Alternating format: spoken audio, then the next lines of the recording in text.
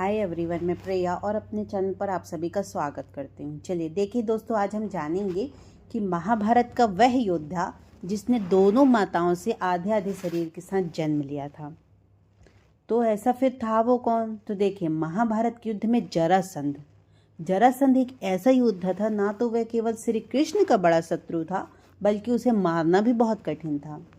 उसकी असंभव सी लगने वाली जो मृत्यु का मुख्य कारण था, उसके जन्म का ही रहस्य था, जिसे बाद में श्री कृष्ण ने उजागर किया।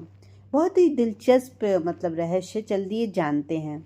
तो देखिए, सबसे पहली बात यह कि पौराणिक कथा के अनुसार जरासंध श्री कृष्ण का बहुत बड़ा शत्रु था, क्योंकि वह राजा कंस का करीबी रिश्तेदार था, जिसकी हत्या श्री कृष्ण ने कर दी थी। तो जो क्या हुआ था, कंस की हत्या के बाद वह श्री कृष्ण के पीछे लगा रहता था। जरासंध मगध का राजा था, जो कि वो बिहार कहलाता है। वो मगध। जरासंध इतना ज़्यादा क्रूर था कि चक्रवर्ती सम्राट बनने के लिए उसने 100 राजाओं को बंदी बनाकर रखा था, ताकि उसकी बलि दे सके। महाभारत युद्ध में भीम ने 13 दिन तक कुश्ती लड़ने के बाद जरासंध को पराजित कर उसका वध कर दिया था। चलिए हम उनके जन्म की कहानी बताते हैं कि एक्चुअल में हुआ क्या था। देखिए, मगध देश में ब्रह्मदत्त नाम के एक राजा हुआ करते थे, जिनकी 2 पत्नियां थीं, लेकिन उन्हें उन दोनों पत्नियों से कोई संतान नहीं थी। एक दिन राजा महात्मा चंड कौशिक के पास गए और संतान की चाह में खूब सेवा की। प्रसन्न होकर जो चांडक कौशिक है, उन्हें एक फल दिया।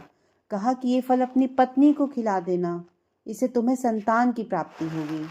लेकिन राजा क्या बोलते हैं कि दोनों पत्नियों से वे संतान चाहते हैं, इसलिए उन्होंने फल के 2 टुकड़े किए और अपनी दोनों पत्नियों को खिला दिया।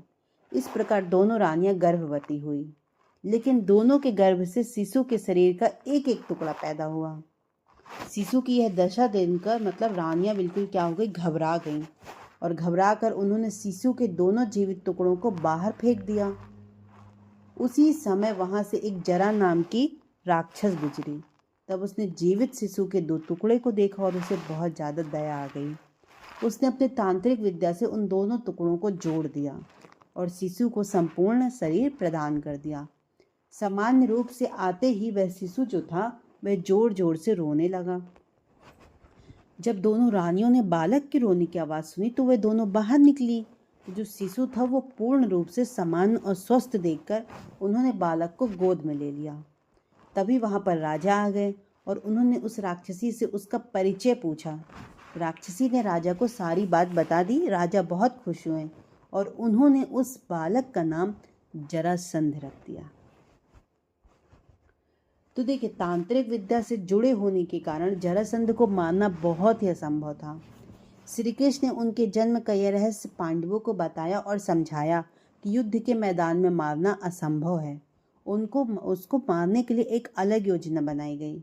योजना अनुसार श्री कृष्ण, भीम व अर्जुन ब्राह्मण का वेश बनाकर जरासंध के पास गए और उन्होंने उसे कुश्ती के लिए ललकारा। जरासंध उनका भेष समझ गया था, लेकिन उसने भीम से कुश्ती लड़ने का निश्चय कर लिया और उन दोनों ने कुश्ती लगातार 13 दिनों तक चलती रही। 14वें दिन भीम ने श्री कृष्ण का इशारा समझकर जरासंध के शरीर के 2 टुकड़े कर दिए। जरासंध का वध करने के बाद भगवान श्री कृष्ण ने उन सभी राजाओं को भी मुक्त कर दिया जो उनकी कैद में थे।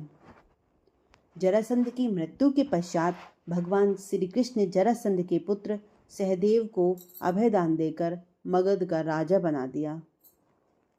तो देखिए, ये थी जरासंध की स्वीट सी स्टोरी, जो कि दोनों माताओं के आधे आधे शरीर के साथ जन्म लिया था उन्होंने। और कहते हैं कि दोनों माताओं के जो गर्भ से आधा आधा पैदा हुए थे। तो वो क्यों पैदा हुए थे, वो मैंने आपको बहुत ही डिटेल से बताया दोस्तों। आई होप आपको वीडियो बहुत पसंद आया होगा। तो देखिए, बहुत ही सुंदर रहस्य है दोस्तों। ये ज़्यादा से ज़्यादा इस वीडियोस को शेयर करें अपने फैमिली सर्कल में, अपने फ्रेंड सर्कल में, और हमारे चैनल को सब्सक्राइब भी करें। Thank you so much. जय श्री कृष्ण।